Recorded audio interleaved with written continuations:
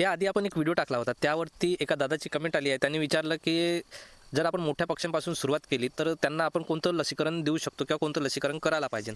तर खरं सांगायचं झालं मित्रांनो, तर जेव्हा मी या व्यवसायात नवीन होतो आणि मी जेव्हा नवीन सुरुवात केली होती, तेव्हा हाच प्रश्न माझ्या मनात होता आणि मला पण सहजासहजी ह्या प्रश्नाचं उत्तर नव्हतं भेटत. मी खूप सर्च केलं आणि जिथे मी ट्रेनिंग घेतली होती, तिथून मला जे आन्सर भेटलं तेच मी तुम्हाला शेअर करत आहोत.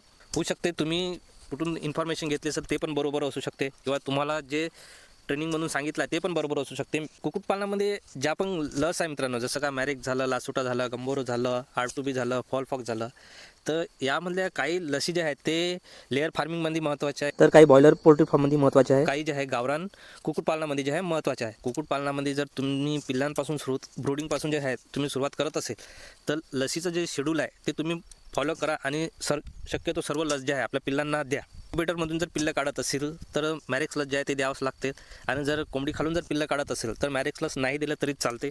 मी मोठ्या पक्ष्यांपासून सुरुवात करताय डायरेक्ट.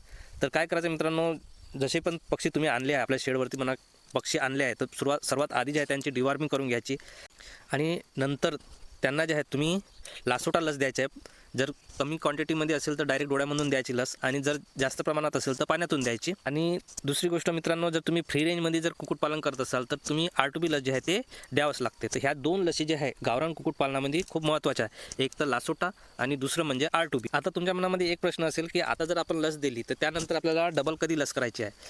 तर गावरान कुक्कुटपालनामध्ये कसं असतं मित्रांनो, आपले जे मोठे पक्षी आहेत त्यांचं लसीकरण जे आपल्याला दर महिन्याला करायचं असते लासोटा लस देऊन.